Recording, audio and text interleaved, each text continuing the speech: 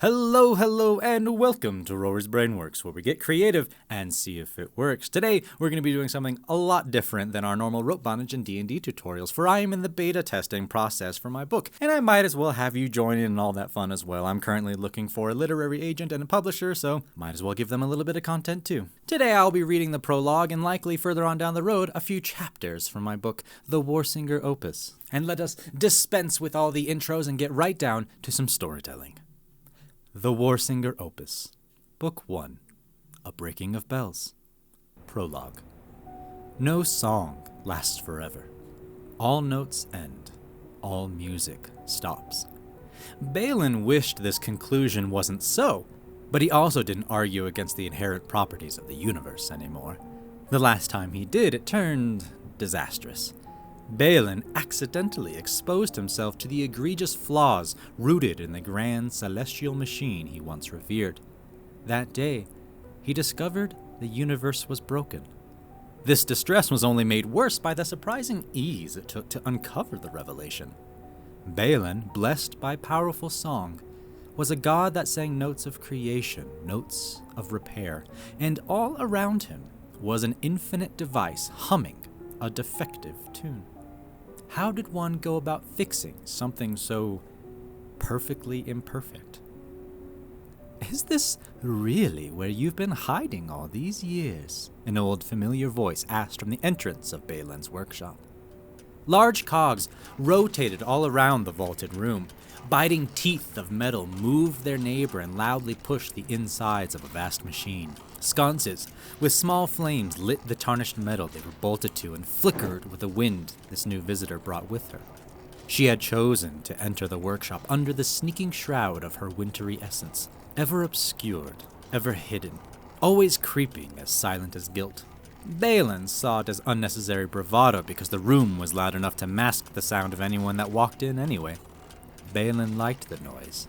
The music of a well-constructed apparatus cloaked the broken, galloping notes of the sky and stars beyond. "You have an interesting way of saying hello, Axie," Balin said as he continued to tinker with something. His arched back covered a wide desk of meticulously organized tools. "You know me, brother. A flair for the dramatic." Exiliana made a gesture, but Balin only felt the wake of chilled air that it left. "Everyone knows you have a flair for the dramatic." The Winter's heart made a loud harumph, and no doubt crossed her arms. Balin hadn't raised his head from the workbench still. He knew Exiliana didn't like having half of someone's attention, and more so, didn't like being criticized without the preamble of small talk. These factors would quickly raise her displeasure, but that was the point. Balin had a need for it. "Fine," Exiliana spat. "Hello, brother. So good to see you hiding in a noisy hole." "This is my home," Balin said with a smile as he turned to face Axie. "And I am not hiding." Balin waved a hand over his tinkering bench. "I am working, thriving even.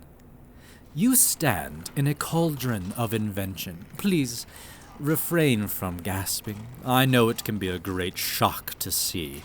A greater shock still to someone so adept at, well, doing nothing." Balin held up his hand again to stop Exiliana from arguing. Now, sister, before you defend yourself with some diatribe about the hardship of meandering forlorn about Telur Grand creating snowfall as a noble trade, just know you might be the only one who thinks that. Must be so tiring, indeed. Giving half your effort to everything you do. Tell me, dear sister, how long since you have been back to your home? When was the last time you worked and thrived as I do? From what I hear, the night wind has been unceasing in travel, pointedly never returning to the north she once loved." Exiliana was starting to wrap herself tightly in anger. It was a particular defense mechanism the god employed when she felt attacked. In this instance, it was an appropriate response. Her robes of midnight frost darkened, covering all but her face beneath the hood. The cold that steeped off of her fell to the floor and crept to the shadowy ends of the room. A device near to the end of the tinkering table began to whirl and glow purple in response to Exiliana's anger. "So, is this why you've called me here, then?" Exiliana asked, thin lips dipping in a scowl. "Invite me to your gaudy home just to hurl insults and jests? It's just like old times." "Do you know what is most sad about you, Axie?" Exiliana scoffed in a galled disbelief before biting her lip, a sigh of frost rising between the cracks of her distaste. "You never change," Balin answered himself. "I've not seen you since the bronze cast broke near 1,300 years ago, and the same tricks we used back then to raise your hackles remain as a constant to this day." A quick bout of frost blew from Exiliana's nose. "That is a rich thing to say. You and our siblings bullied me and you described it as fun, practical joking. It was cruelty, Balin. Treating me and the rest of the silver cast as lessers was cruelty." Balin opened his mouth to respond, but Exiliana was quick to interrupt. "There is no defense you could utter that I would believe, especially from you. You're up to something. I know most of the gold cast belittled me because of their perceived rights of superiority, but don't think for a second I didn't see that when you did it. It was different. Your cruelty always had a purpose, Balin. Now go ahead and make your point." Exiliana gave an impatient few seconds of silence. "You always have one. Speak it." The loud machine they were in rumbled and turned around them, a cacophony of well-oiled genius. "If you don't mind," Balin said as he gestured for Exiliana to come closer. "If I can help it, sister, I would prefer not to strain my voice discussing important topics from afar." Exiliana did not budge. Ever the frozen river. Balin snorted a chuckle. "I assure you that if you come close, that our essences will be stable. We are indeed quite safe to be close together. We will not suffer the same tragic end as the bronze cast, trust me." With trepidation, Exiliana took slow steps forward, and as she did, the light from glowing sources in the workshop diminished across her icy cloak. The black snow of her clothing ate the radiance like a hungry wolf, reflecting naught but the cold, indifferent demeanor of its owner. Exiliana stopped a few paces away, still weary. Balin smiled, amused by her skepticism. "You are the reason 87 gods died, brother," Exiliana said. "Forgive me if I err on the side of caution." "Oh, please! Ignorance killed those gods," Balin explained calmly. "I had nothing to do with it." "Ha! Try telling that to the gold cast," Exiliana sang with mirth. "If I remember correctly, they want you imprisoned more than I these days. After all, I only killed one god." "And if I were to say that I did talk to them?" Balin asked. Exiliana stopped her giggle dead and narrowed her eyes. "Well, one of them. With Ein, actually. He came here not long ago. I thought he had come as my jailer, but astonishingly, he wanted to talk about you." The name sent Exiliana hunching low and looking around the room suspiciously. She planted herself firmly and held out her hands where ice formed in the shape of curved daggers. She was as skittish as a lone predator, and had no trust for any god of the gold cast, and especially not the all-seer Einridian. Her eyes went from surveying the dark corners of the room to poring over Balin with weariness. Calm down, Balin tried to placate. "Worry not.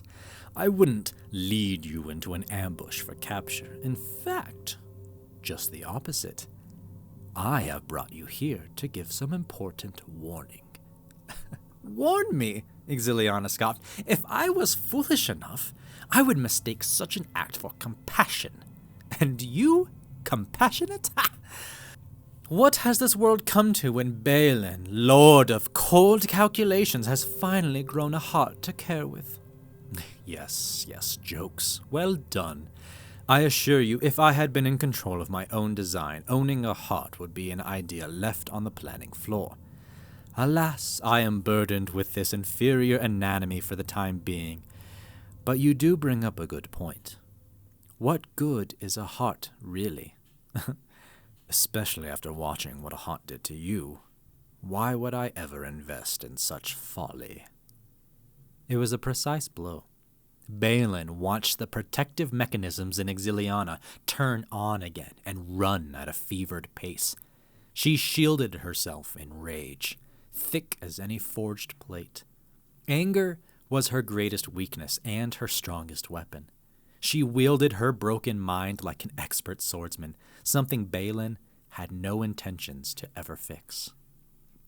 Axie's lips tightened. Her words were curt.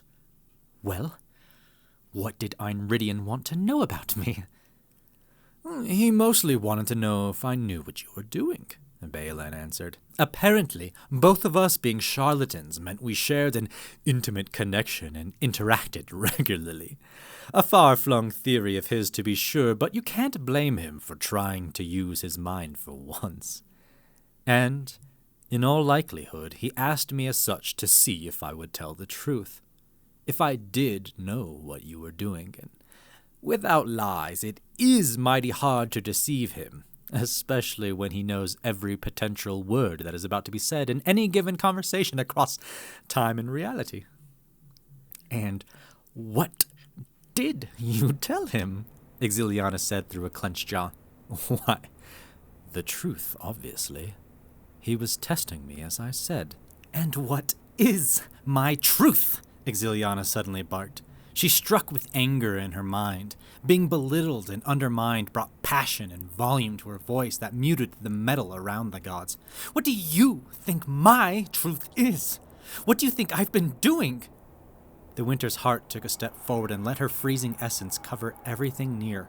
Frost formed on metal, flames guttered, and snow fell like stingers from the darkened ceiling. The mechanical gizmo at the end of Balin's workbench spun faster and glowed a bright purple. I told Ein that you were seeking vengeance. Exiliana didn't say anything. Balin was 100% right, which shook Exiliana, but she kept her sneer raised either way. She couldn't possibly let that mask of anger drop, but she did focus her eyes on Balin's own, searching for sincerity.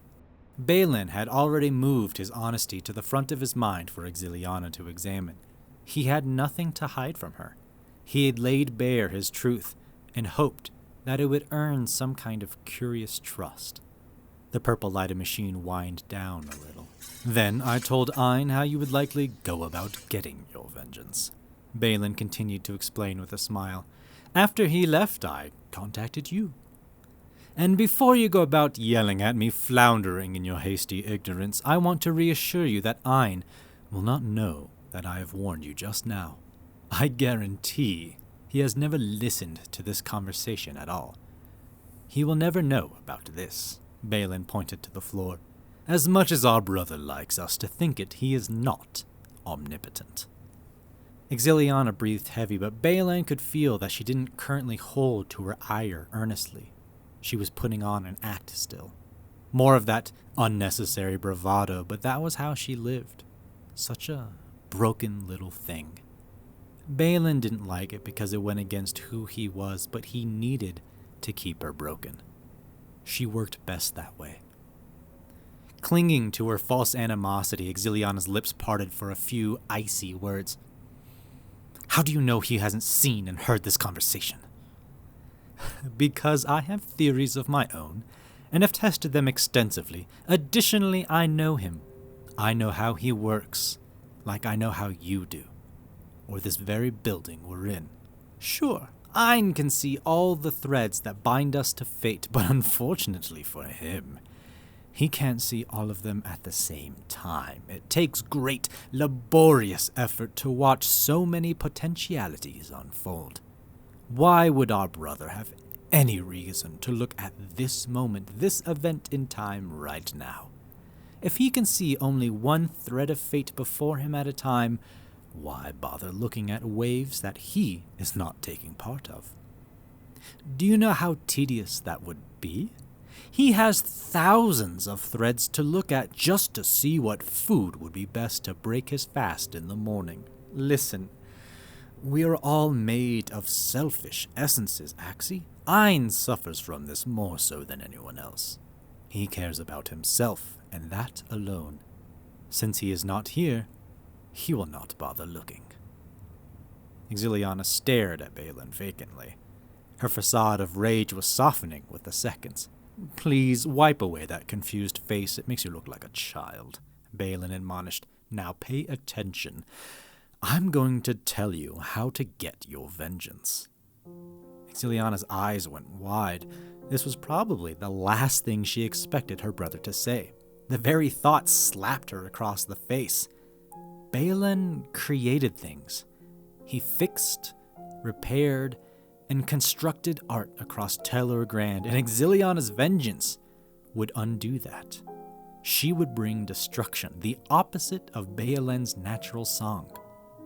The Winter's heart let wonder sit with her for a moment before asking, "Why?" Balin answered honestly, "Our world is breaking, and vengeance is a powerful tool."